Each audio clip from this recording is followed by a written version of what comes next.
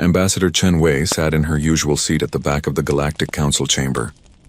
The room was enormous, with representatives from 47 different species arranged in a grand circle. Holographic displays floated above each delegation, showing real-time translations and voting records. Chen had occupied this same seat for 3 years now, watching, listening, and rarely speaking. Today was no different from the 1,000 sessions before it. The Vrex Collective was proposing another restructuring of resource allocation. Their ambassador, a towering creature with crystalline skin that reflected the chamber's blue lighting, gestured dramatically as he spoke. "We must be practical," the Vrex ambassador announced. "Some species contribute significantly to galactic progress. Others simply occupy space and consume resources without meaningful return. We propose redirecting funding from unremarkable civilizations to those showing true potential." Chen knew what was coming. She had seen this pattern many times. The Vrex never mentioned humans by name, but the meaning was always clear. The proposal appeared on everyone's display screen. Humanity's research grants would be cut by 40%. Their mining rights in the outer reaches would be reassigned. The Korthian Emperor leaned forward in his seat, his 4 eyes gleaming with interest. The Korthians were a warrior species, proud of their military strength and ancient culture. Their empire stretched across 12 star systems. "An excellent proposal," the Emperor rumbled. "The humans have been council members for 47 years. What have they accomplished? No unique technology, no diplomatic victories, no military strength worth mentioning. They are adequate at everything and exceptional at nothing." Several other ambassadors nodded in agreement. A few even laughed. Chen watched it all with a calm expression. She had learned long ago that showing emotion in this chamber was seen as weakness. Humans were already considered too emotional by most species. She would not give them more ammunition. The vote began. Green lights appeared on the displays as species approved the proposal. One by one, the lights multiplied. When the count reached the required majority, the gavel came down. The decision was final. Chen activated her microphone. "The human delegation wishes to register a formal protest. We have operated those mining facilities for 23 years. We have treaties guaranteeing our rights to those resources. This decision violates established agreements." The council speaker, an elderly Xinthian with silver scales, barely glanced at her. "Your protest is noted for the record. Next item on the agenda." That was it. Decades of work dismissed in seconds. Chen could feel her assistant Marcus tense beside her. The young diplomat was in his first year at the council. He still believed that facts and logic mattered in this place. "Ambassador," Marcus whispered, "we should demand a review. We should call for arbitration." Chen shook her head slightly. It would accomplish nothing. The council has already moved on. The session continued for 3 more hours. Chen listened as various species discussed trade agreements, territory disputes, and scientific partnerships. Humanity was not mentioned again. It was as if they had already been forgotten. When the session finally ended, Chen gathered her materials slowly. Other ambassadors streamed past her toward the exit, engaged in animated conversations. None of them acknowledged her presence. To them, she was simply part of the furniture, as unremarkable as the chairs they sat on. Marcus waited until they were alone in the corridor before speaking. His frustration was visible on his face. Chen had been young once too. She remembered the idealism, the belief that the galaxy operated on principles of fairness and justice. "How can you stay so calm?" Marcus asked. "They just stole from us. They broke treaties. And nobody cares. They care," Chen replied quietly. "They care very much about maintaining the current power structure. Humans are new here. We have only been in space for 200 years. Most of these species have been traveling the stars for thousands of years. They see us as children. Then we should show them they are wrong." Chen stopped walking and turned to face her assistant. "We will, but not today. Not in the way you are thinking." They reached Chen's office, a small space with a window overlooking the station's docking bays. She could see Earth's diplomatic vessel among the dozens of ships anchored there. It was smaller than most, built for efficiency rather than intimidation. Chen sat at her desk and opened a secure communication channel to Earth. The encryption was military grade, far beyond what the Council believed humans possessed. The channel connected after a few seconds and a face appeared on the screen. Director Okonkwo, head of Earth Security Council. "Ambassador Chen," Okonkwo said. I watched the session. They have crossed another line. Yes. And they will cross more unless we act. Director, I believe we are approaching the patience threshold. Okonkwo was silent for a moment, her dark eyes thoughtful. She was in her 70s, with gray hair and a face marked by decades of difficult decisions. She had been 15 when humanity made first contact with alien life. She had spent her entire adult life preparing for this moment. How long do you think we have? Okonkwo asked. Months, maybe less. The harassment is increasing. Our colonies report interference with supply ships. Our research teams are being forced out of shared facilities. Today they took our mining rights. Tomorrow it will be something else. The Korthians? Leading the pressure, yes. But the Vreks are encouraging it. And the others are following because they see no cost to treating us poorly. Okonkwo nodded slowly. She understood the situation perfectly. Humanity had played the long game, accepting insults and setbacks while quietly building strength. But every strategy had its limits. Push someone far enough and eventually they would push back. Continue monitoring, Okonkwo said. Document everything. And Chen, be ready. When the time comes, it will happen quickly. I understand, Director. The channel closed. Chen sat in silence, looking out at the stars visible through her window. Somewhere out there, beyond the Council's petty politics and casual cruelty, humanity was preparing. Ships were being built in hidden shipyards. Weapons were being tested far from prying eyes. Soldiers were training for scenarios the galaxy could not imagine. 47 years of patience. 47 years of swallowing pride and accepting disrespect. But patience was not weakness. Silence was not surrender.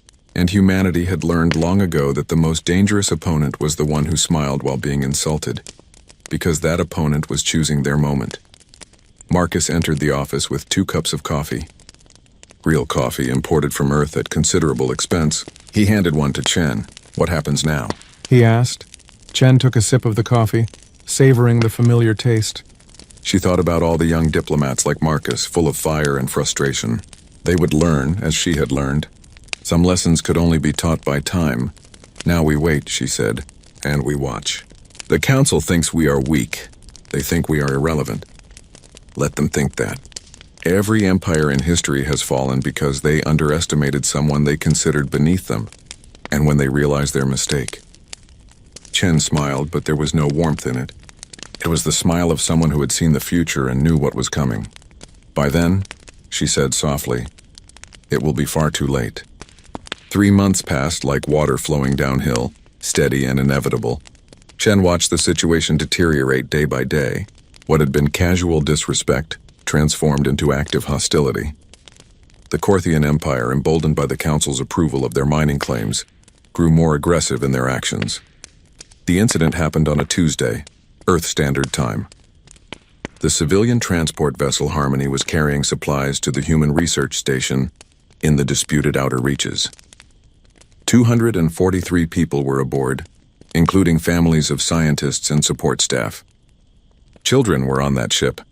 According to the Korthian report, their patrol ship detected an unidentified vessel in restricted space. According to their official statement, they issued 3 warnings before firing. According to the black box data that Chen reviewed later, the Harmony's communication system had been jammed 30 seconds before the first shot. The warnings were never received. The Korthian plasma cannon tore through the Harmony's port side. Emergency systems activated immediately, sealing the breach. But 12 people were in that section when it happened. 5 died instantly. 7 more died before rescue ships could arrive, suffocating as their suits ran out of oxygen. Chen sat in the Council emergency session 20 hours after the attack. Her eyes were red from lack of sleep, but her voice was steady when she spoke. 12 human beings are dead, she said. 12 civilians who had every legal right to be in that location. The Harmony was a registered transport vessel following established flight paths. This was not a misunderstanding. This was an act of aggression. The Korthian ambassador stood to respond. His name was Thorax, and he wore the battle scars of his species with pride. Korthians believed that violence was the foundation of honor. Peace to them was simply the pause between conflicts. An unfortunate navigation error, Thorax said, his tone suggesting he found the entire matter boring. Our patrol ship commander made a judgment call in uncertain circumstances. He has been reprimanded. The Korthian Empire extends its regrets to the families of those who died. Regrets. Not apologies. Not compensation. Just regrets, delivered with the emotional weight of someone commenting on bad weather. "This is unacceptable," Chen said, her voice rising slightly despite her training.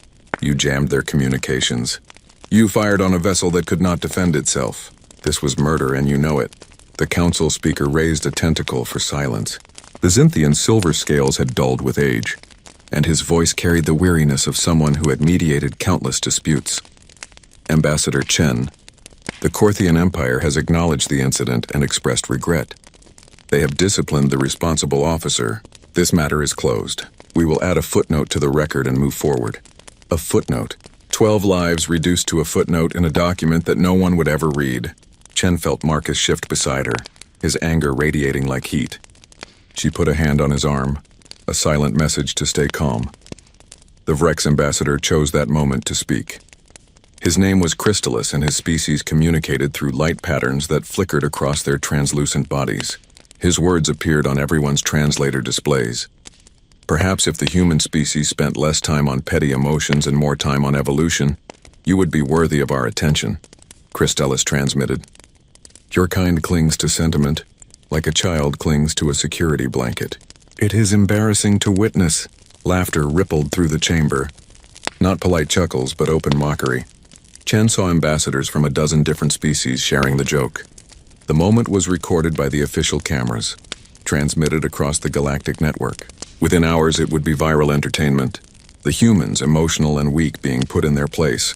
Chen stood slowly. She looked at Crystallis, then at Thorax, then at the council speaker. Her face showed nothing, no anger, no hurt, no fear. She had learned from Earth's best poker players how to control her expression. "The human delegation requests a formal hearing on these matters," she said quietly. "We have evidence that needs to be reviewed. We have questions that need answers. We request this hearing be scheduled at the earliest opportunity." The council speaker consulted his schedule display. "We can accommodate your request. 6 months from today. The agenda is quite full, you understand. Many important matters to address. 6 months. Half a year to wait for justice that would never come." Chen nodded once. She gathered her materials and walked toward the exit. Marcus followed. The chamber continued its business behind them, already moving past the incident as if it had never happened. In the corridor, Marcus finally exploded. His voice echoed off the metal walls. "They are laughing at us. They killed our people and they are laughing. We need to do something. We need to show them they cannot treat us this way. We will," Chen said. She was walking quickly now, heading toward her office. Her calm exterior was beginning to crack, and she needed privacy before it shattered completely. The harassment escalated after that. It was as if the Korthian incident had given permission for others to test how far they could push humanity. Human supply shipments were delayed at customs for weeks without explanation. Communication channels experienced mysterious interference. Scientific expeditions to shared research stations found their equipment reassigned, their lab time canceled, their results questioned and dismissed. Reports came in from human colonies across council space. The pattern was everywhere. Small actions, individually deniable, collectively devastating. It was a coordinated campaign to make human presence so uncomfortable that they would voluntarily withdraw from the council. 2 months after the Harmony incident, Chen requested another emergency session. She presented documentation of 73 separate instances of harassment. She showed communication logs, shipping records, and witness statements. She built an irrefutable case of systematic discrimination. The council listened with barely concealed boredom. When she finished, the council speaker thanked her for the thorough report and promised to form a committee to investigate. Everyone in the room knew what that meant. Committees existed to make problems disappear through bureaucratic delay. It was at the end of that session when the final insult came. Chen stood to leave, and Thorax blocked her path. The Korthian Emperor towered over her, his 4 eyes looking down with undisguised contempt. "Ambassador Chen," he said, his voice loud enough for others to hear. "Perhaps you should accept reality. Your species is simply not equipped for galactic society. You are too emotional, too weak, too attached to individual lives to make the hard decisions that governance requires. Respect is earned, human. Your kind has earned nothing but our tedium." Other ambassadors were watching now, waiting to see how Chen would respond. This was a test. This was Thorax establishing dominance in the most public way possible. If Chen backed down, humanity would be finished in council politics. If she responded with anger, she would prove his point about human emotion. Chen met his eyes. She did not blink. She did not flinch. She simply looked at him with an expression that somehow managed to be both completely neutral and absolutely terrifying. "I understand your position, Emperor Thorax," she said quietly. Then she turned and walked away. That night, Chen sent her final report to Director Okonkwo. The message was brief. Patience threshold has been exceeded. The Council has demonstrated they will never respect humanity through diplomatic means. They view kindness as weakness and restraint as inability. We have documented everything. We have given them every opportunity to change course. They have chosen insult over understanding. Recommend immediate implementation of contingency protocols. Director Okonkwo's response came 6 hours later. 2 words: protocols approved. The next morning, Chen activated an encrypted channel and sent identical messages to every human ambassador in Council space. The message contained a single date and 3 words: "Come home now." Across the galaxy, human diplomats began packing. In human colonies, evacuation procedures activated. Civilians were told to prepare for immediate departure. No explanations were given. None were needed. Every human citizen had known this moment might come. They had all prepared for it. The Council noticed within days. How could they not? Human embassies were closing. Human representatives were departing. Human families were leaving colony worlds they had lived on for decades. It was an exodus of unprecedented scale. The galactic media treated it as comedy. Memes flooded the network showing humans running away, crying, admitting defeat. The consensus was clear. Humanity had finally realized they did not belong among the stars. They were going home to their little planet to hide. Chen was one of the last to leave. She stood in her empty office looking out at the Council station one final time. Her ship was waiting at the dock. Marcus had already boarded. Earth was calling her home. She thought about the 12 people who had died on the Harmony. She thought about all the small cruelties, all the casual insults, all the systematic harassment. She thought about 47 years of patient diplomacy thrown away by arrogant fools who mistook silence for surrender. Chen picked up her last bag and walked to the door. She did not look back. There was no reason to. She would never see this place again, and in 30 days neither would anyone else. 2 weeks after Ambassador Chen walked out of the Council chamber for the last time, the galaxy noticed something strange. Every human ambassador, without exception, had returned to Earth. Every human diplomat had packed their belongings and gone home. It was unprecedented in Council history. Human colonies throughout Council space began evacuation procedures. The civilian population was boarding transport ships with quiet efficiency. There was no panic, no protests, no desperate pleas to stay. They simply loaded their possessions and departed, as if they had been rehearsing this moment for years. Because they had been. Every human who lived beyond Earth's solar system had known that this day might come. They had practiced evacuation drills. They had prepared emergency supplies. When the call came, they were ready. The Council leadership watched this exodus with satisfaction. The Korthian Emperor held a press conference where he declared it a natural outcome. The humans have finally recognized their limitations, he announced. They came to the stars before they were ready. Now they retreat to their homeworld where they belong. Perhaps in a few thousand years, they will be mature enough to join galactic society properly. The Vrex Collective issued a statement expressing relief that the Council could now focus on species with actual potential. Various media outlets ran stories celebrating the end of human participation in galactic affairs. Comedians made jokes. Analysts explained why humanity had always been doomed to fail. Then, exactly 14 days after the exodus began, every communication channel in Council space received the same transmission. It was broadcast on all frequencies, impossible to block or ignore. The message was simple, delivered by an elderly woman with gray hair and dark, tired eyes. She sat in what appeared to be an office on Earth. Behind her, through a large window, the blue planet was visible. She wore a simple dark suit with no decorations. Her expression was calm, almost gentle, but her eyes held something that made viewers uncomfortable. My name is Director Okonkwo, she began. I lead Earth's Security Council. This message is directed to the Galactic Council and all member species. She paused, looking directly into the camera. For 47 years, the human race has participated in your council. We came in good faith. We followed your laws. We respected your customs. We tried to be good neighbors. In return, you treated us with contempt. You dismissed our contributions. You mocked our values. You stole our resources. And when you killed our people, you called it an unfortunate error. Her voice remained steady, almost conversational. There was no anger in it. That was what made it frightening. We endured your insults with grace. We gave you decades to see beyond your prejudices. We offered friendship, cooperation, and mutual respect. You responded with mockery and violence. You have made your position clear. Very well. We understand. She leaned forward slightly. You have 30 days to issue a formal apology for the deaths of our citizens on the Harmony. You have 30 days to provide fair compensation to the families of the deceased. You have 30 days to return the mining rights that were taken from us unlawfully. You have 30 days to demonstrate that you are capable of treating us with basic dignity. This is not a negotiation. This is your only warning. 30 days. We suggest you take this seriously. The transmission ended. For several seconds, the entire galaxy was silent. Then the laughter began. The humans were threatening the council.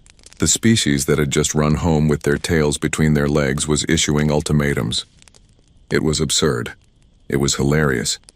It was the most entertaining thing to happen in years. Memes flooded the galactic networks within hours.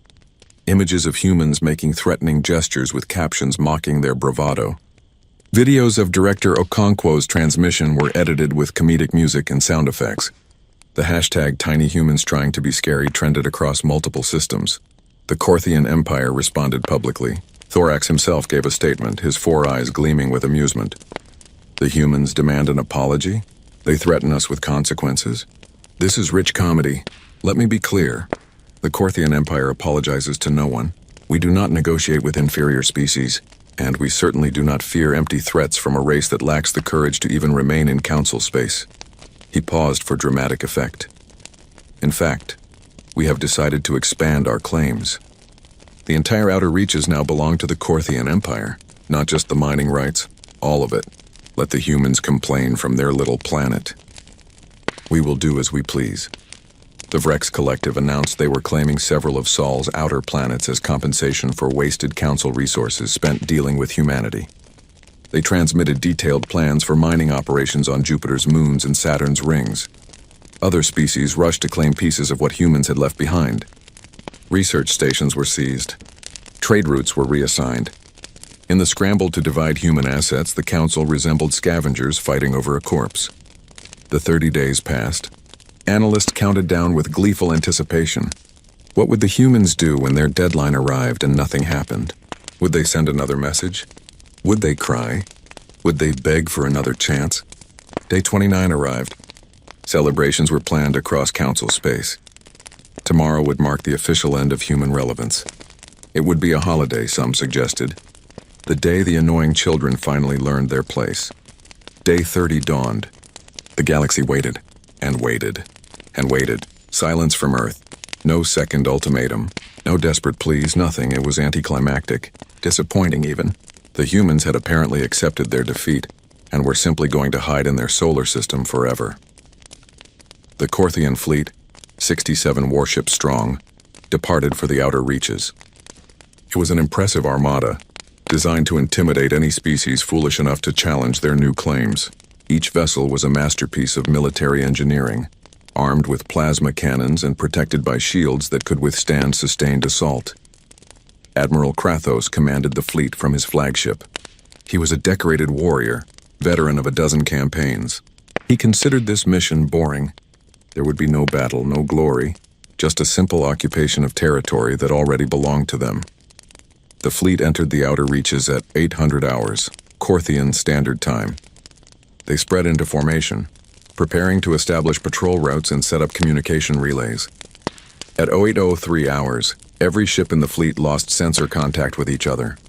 Admiral Krathos stared at his displays in confusion.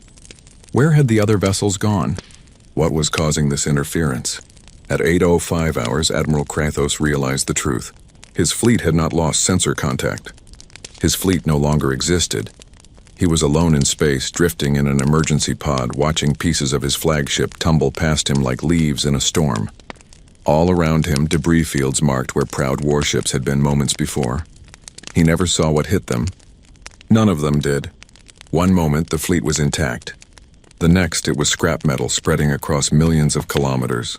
3 hours later, search and rescue teams from the Council arrived. They found 412 emergency pods containing survivors. Out of 67 ships and 34,000 crew members, only 412 survived, and every single one of them had the same story. They saw nothing, heard nothing, knew nothing until they were suddenly floating in escape pods, watching their ships break apart. Admiral Krathos was pulled from his pod, suffering from shock and exposure. As the medical team treated him, he kept repeating the same phrase over and over: the humans. It was the humans. They were there. They were everywhere. And we never saw them. The Galactic Council convened an emergency session. The mood in the chamber was very different from 30 days ago. There was no laughter now. No mockery. Just cold, spreading fear. Because across the entire galaxy, species were beginning to realize the same terrible truth. Humanity had not retreated in defeat. They had cleared the board. They had removed their civilians from the line of fire. And now the real humans were coming out to play. The disappearance of the Corthian fleet was just the beginning. Over the next 72 hours, the galaxy learned what humanity had been hiding for 47 years. The Vrex Collective sent their own force to claim Jupiter's moons. 34 ships heavily armed and shielded. They were cautious, having learned from the Corthian disaster. They approached the Sol system with every sensor active, every weapon ready, every crew member on high alert. They detected the human fleet when they were still 2 light hours out. But detecting and defending were two different things. The Vrex ships opened fire immediately, launching everything they had at the approaching vessels. The human ships did not return fire. They did not need to. The Vrex watched in horror as their most powerful weapons simply stopped working. Missiles lost guidance and tumbled harmlessly into space. Energy beams dispersed before reaching their targets. Kinetic rounds were deflected by invisible fields. Then the human ships demonstrated what real weapons looked like. They did not destroy the Vrex vessels. That would have been too quick, too merciful. Instead, they disabled them with surgical precision. Power systems offline, weapon systems fried, life support barely functional. Communications jammed except for one frequency. A message played on that frequency, broadcasting to every disabled ship. It was Director Okonkwo's voice, calm and measured. You came to our home uninvited. You came to take what is ours. This is your lesson. We are not defenseless. We are not weak. We are simply patient.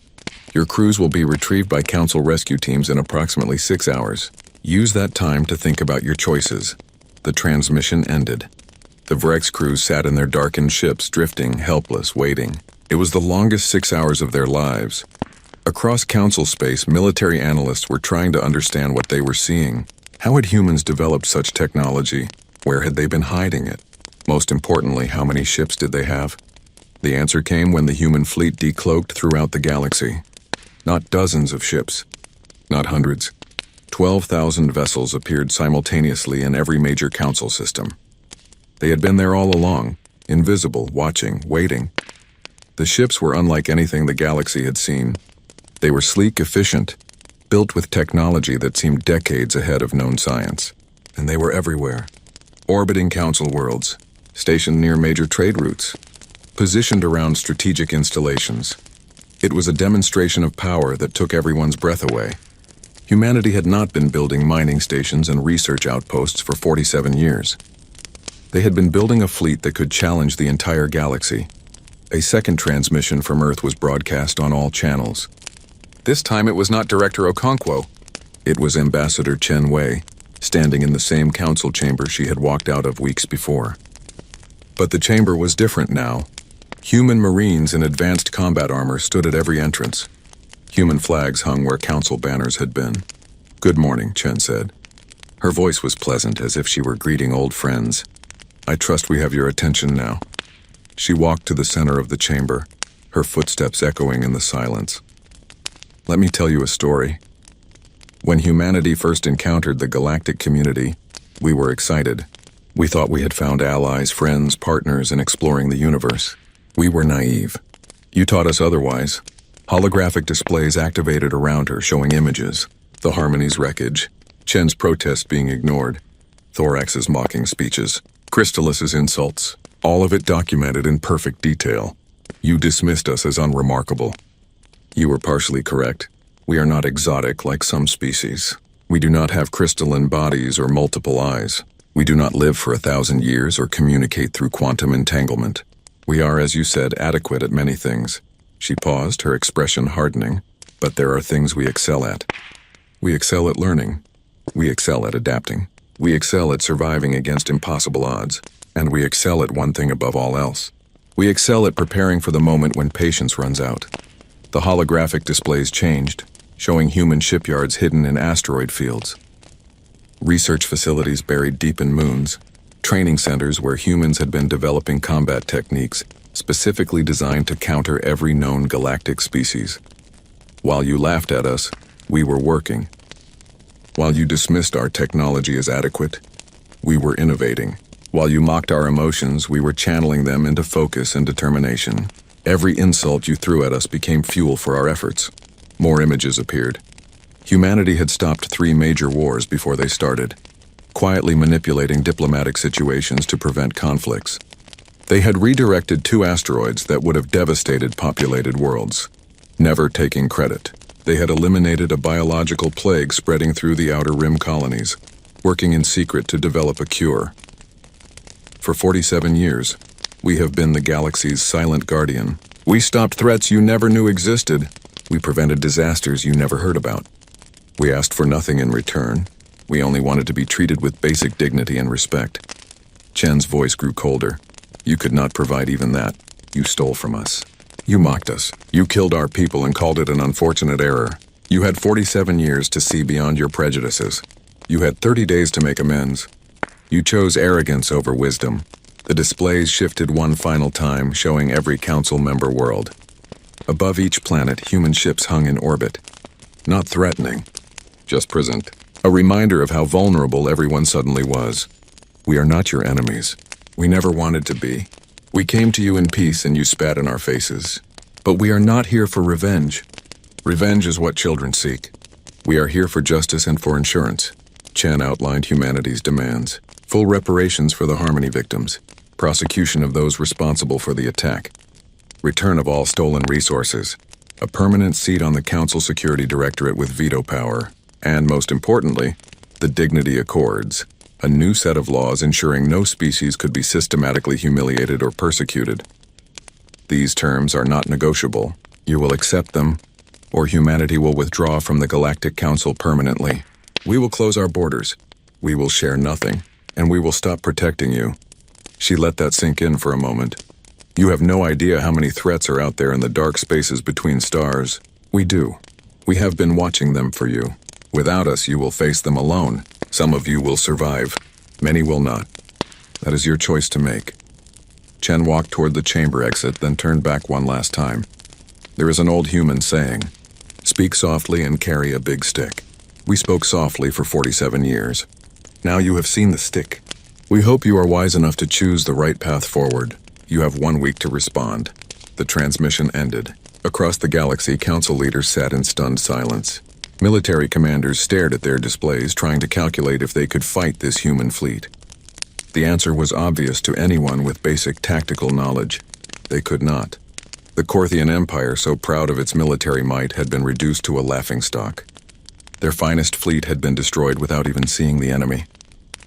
The Vrex Collective, secure in their technological superiority, had watched their weapons become useless against human defenses. But more terrifying than the military display was the revelation of what humanity had been doing in secret. Protecting the galaxy while being mocked for it. Saving lives while being told they were irrelevant. Working tirelessly for the common good while receiving nothing but contempt in return. The humans were not conquerors. They were not invaders. They were the guardians everyone had been too blind to recognize. And now those guardians were giving the galaxy a choice. Accept their terms and continue under their protection, or reject them and face the darkness alone. It was not really a choice at all, But the Council would need time to come to terms with their new reality. Time to understand that the species they had dismissed as unremarkable was actually the most dangerous force in known space. Not because they wanted to be, but because they had to be. Someone had to watch the darkness, and humanity had volunteered for that duty, asking only for respect in return. The galaxy had refused. Now they would learn what it meant to need that protection, and they would learn it the hard way. The Galactic Council chamber had never been this quiet. Every seat was occupied.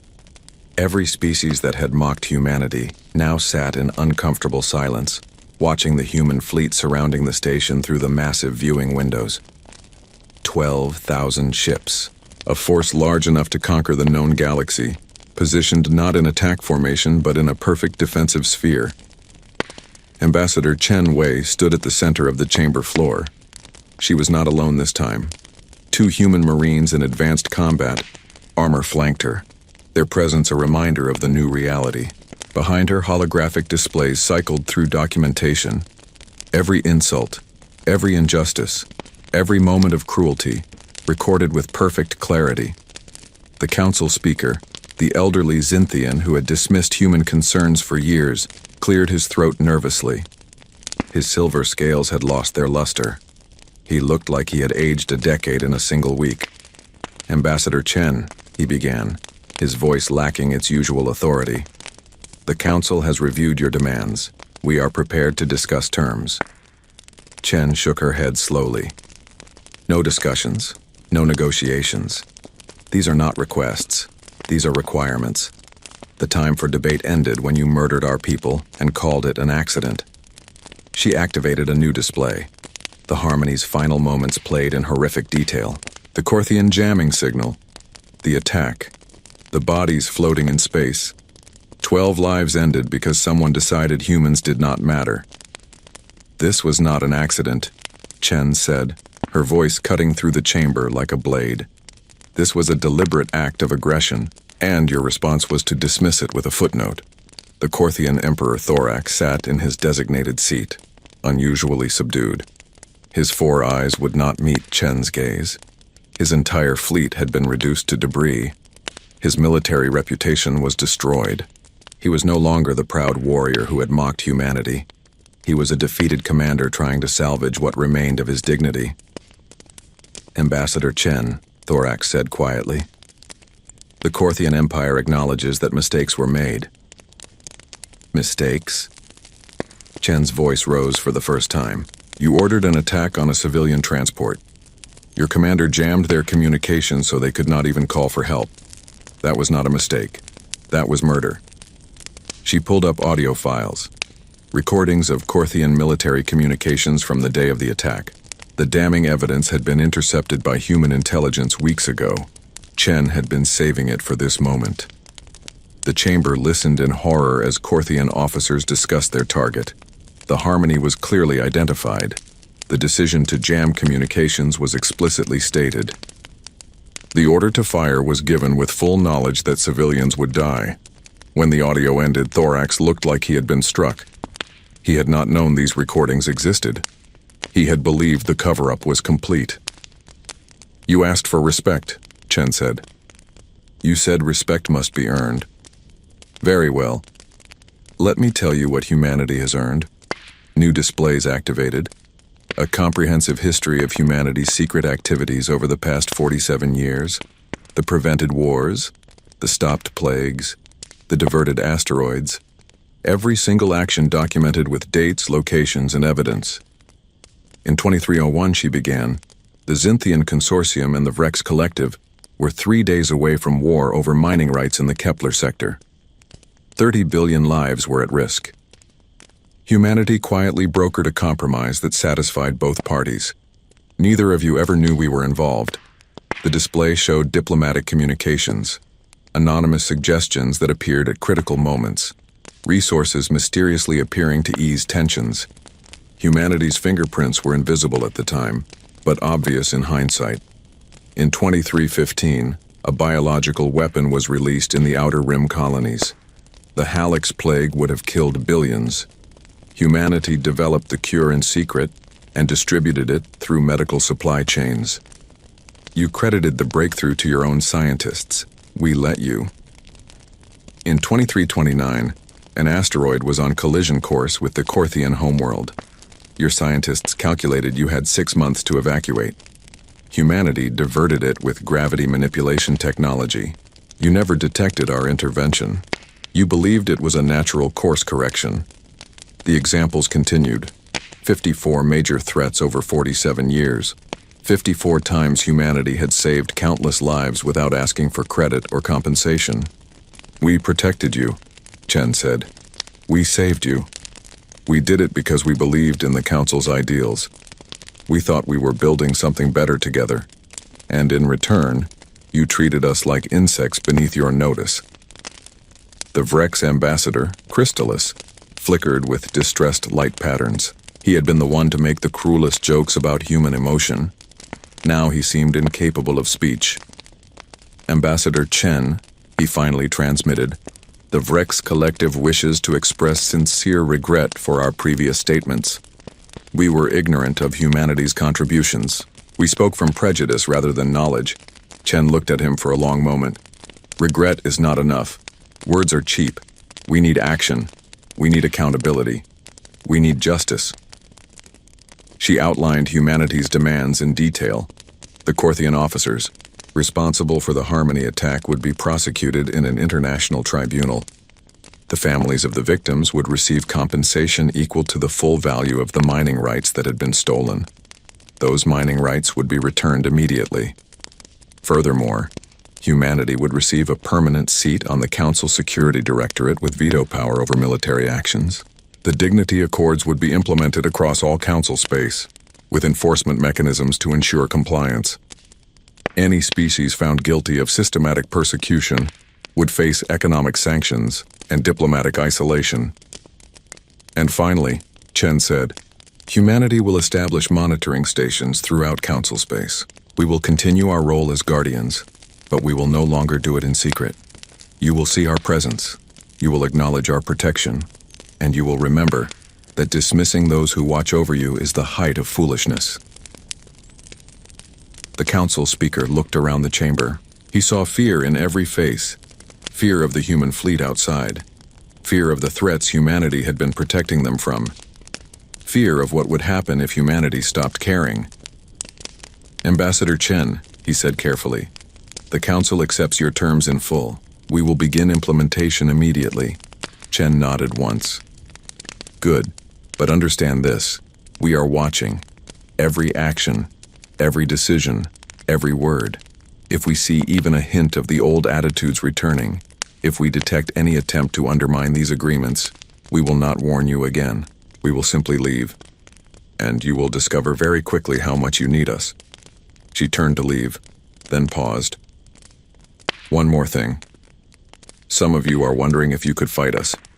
If your combined fleets could defeat our forces. Let me answer that question. The holographic displays changed one final time. They showed the human fleet. All 12,000 ships.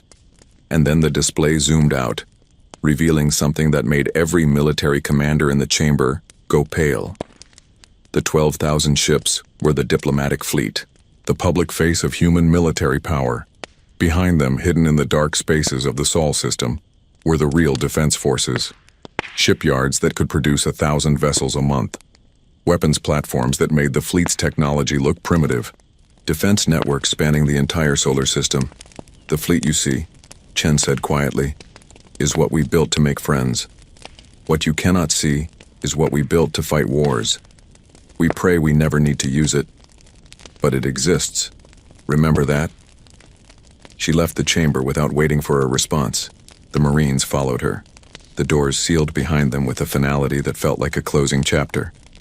The council sat in silence for several minutes after she departed. Finally, the speaker cleared his throat. We have been fools, he said. We mistook patience for weakness. We confused kindness with inability. We have learned a hard lesson today. Let us hope it is not too late to salvage our relationship with Earth. The Corthian Emperor stood slowly. He looked around the chamber at his fellow ambassadors. The humans are correct, he said. Respect must be earned. We have failed to earn theirs. From this day forward, the Corthian Empire will work to rebuild that trust. We will prosecute those responsible for the Harmony attack. We will pay the compensation. We will do whatever is necessary to prove we have learned from our mistakes. It was the most humble speech anyone had ever heard from a Corthian leader. Other ambassadors nodded in agreement. They had no choice. The alternative was facing the universe without humanity's protection. And after seeing what threats humans had been quietly defeating, that alternative was terrifying. The galaxy had changed. The balance of power had shifted. And everyone understood that the quiet species in the back of the room had always been the most powerful force in council space. They had just been too arrogant to notice. 3 months after the confrontation, the galaxy looked very different. The changes were not dramatic in the way wars or revolutions were dramatic. There were no burning cities or collapsing governments. Instead, the changes ran deeper, affecting the fundamental way species interacted with each other. The trials began on the second week. Corthian officers responsible for the Harmony attack were brought before an international tribunal. For the first time in council history, military personnel from a major power faced justice for crimes against a supposedly minor species. The proceedings were broadcast across all council networks. The evidence was overwhelming. Communication logs, tactical orders, testimony from survivors. The officers could not deny their actions. They could only claim they were following standard protocols for dealing with inferior species. That defense did not save them. The tribunal handed down sentences that shocked the military establishments across the galaxy. 20 years imprisonment for each officer involved. Their names would be recorded in history as war criminals. The message was clear. Murdering civilians had consequences, regardless of which species they belonged to. The Corthian Empire paid the compensation without protest. The sum was staggering, but they paid it in full within a month. The mining rights were returned with formal apologies. Emperor Thorax personally delivered a speech acknowledging his empire's crimes and promising reform. It was humbling for the Corthians. Their entire culture was built on pride and strength. Admitting fault went against every instinct, but they did it anyway, because they understood the alternative. Humanity had shown restraint this time. Next time, they might not. The Vrex Collective made their own amends. Crystallis, the ambassador who had mocked human emotion, resigned his position. He was replaced by someone younger, someone who had watched humanity's revelation with awe rather than fear. The new ambassador's first act was to issue a formal public apology that was broadcast across every Rex colony. "We were wrong," the statement read. "We judged humanity by our own limited understanding. We saw emotion and thought it was weakness. We did not realize that emotion could be strength, that caring for individual lives could be what made a species truly powerful. We have much to learn from Earth. We hope they will teach us." The Dignity Accords were implemented within 6 weeks. The laws were comprehensive, covering everything from diplomatic protocol to resource allocation. No species could be systematically harassed or dismissed based on perceived inferiority. Violations would result in immediate sanctions, enforced by the Council Security Directorate. Ambassador Chen Wei was appointed the first human director of the Council Security Directorate. Her authority was absolute in security matters. She could veto military actions. She could launch investigations. She could demand accountability from any member species. Her first official act was to establish monitoring protocols. Human observation posts appeared throughout Council space. They were not hidden this time. Each station flew the Earth flag proudly, a visible reminder that someone was watching, someone was protecting, and someone remembered every injustice. The galaxy began to learn what humanity had been doing in secret all those years. Reports were declassified, showing the full extent of human intervention. The prevented wars, the cured diseases, the diverted disasters. The list was staggering. Reaction to these revelations varied. Some species felt gratitude. Others felt shame. Many felt both. They had been saved repeatedly by the species they had mocked. Their continued existence was owed to beings they had called unremarkable. Educational programs began across Council space. Human history was now mandatory study for all diplomatic candidates. The focus was on Earth's development, from primitive tribes to spacefaring civilization. The curriculum emphasized humanity's unique ability to adapt. to persevere, and to care for others even when it cost them dearly. Chen stood in her new office on the council station, looking out at the same stars she had watched for 3 years from her old, smaller office. The view was the same, but everything else had changed. Marcus, now her deputy, entered with the daily reports. The young diplomat had grown considerably in the past months. The anger had been replaced by purpose. The frustration had become focus. "Director," he said, handing her a tablet. "The latest threat assessment. Sector 7 shows unusual energy readings. Could be natural. Could be something else." Chen reviewed the data. "Deploy a monitoring team. If it is a threat, I want to know before it becomes a problem. And Marcus, coordinate with the Vrex. Their sensors might pick up details ours miss working with the Vrex. 6 months ago, that would have been impossible. Now it was routine. The Vrex had proven eager to cooperate, perhaps overcompensating for their past behavior. But Chen accepted their help. Grudges were expensive luxuries. The galaxy needed unity. A chime indicated an incoming call. Chen activated the display. It was Director Okonkwo from Earth. The elderly woman looked tired but satisfied. "Director Chen," Okonkwo said, "I am watching the council news. They are actually crediting us for the Hallex plague cure. Public acknowledgement. This is progress." Chen smiled. "Progress, yes. Slow, but real. They are learning. Some faster than others. And Earth?" Okonkwo asked. "Are we learning too? Are we handling this power responsibly?" It was a good question. Humanity now had more influence than any other species. They could abuse that power if they wanted. They could become the very thing they had fought against. "We are trying," Chen replied. "We established oversight committees. We share technology carefully, making sure it cannot be weaponized. We remain vigilant against our own worst impulses. The day we stop questioning ourselves is the day we become dangerous." Okonkwo nodded approvingly. "That is why I chose you for this position. You understand that power is not the goal. Protection is. Justice is. Creating a galaxy where no one has to endure what we endured." The conversation ended. Chen sat in silence for a moment, thinking about the long road that had led here. 47 years of patience. Months of tension. 1 week of revelation. And now, the difficult work of rebuilding trust and maintaining peace. A memorial had been constructed on the council station. A simple wall with the names of the 12 humans who died on the Harmony. Chen visited it weekly, bringing flowers from Earth's gardens. Today, when she arrived, she found she was not alone. Flowers from 47 different species lined the memorial base. Vrex crystal formations that glowed softly. Corthian battle ribbons, symbols of honor given to fallen warriors. Xinthian poetry carved on small stone tablets. Each species had left something. Their own way of saying, "We remember, we are sorry, we will do better." A small alien child approached the memorial. The child belonged to the Talixian species, a race known for their curiosity and gentle nature.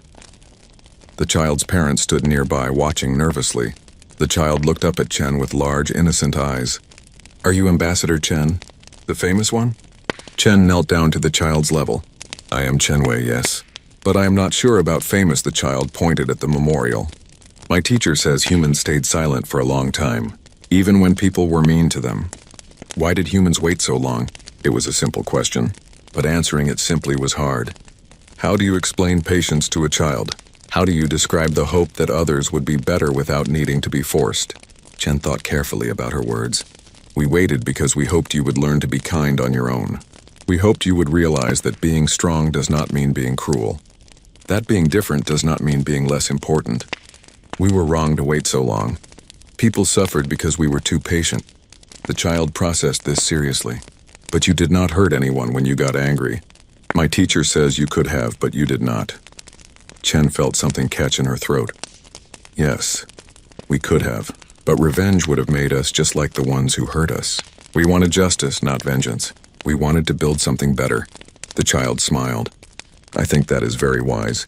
When I grow up, I want to be like humans, patient and strong and kind."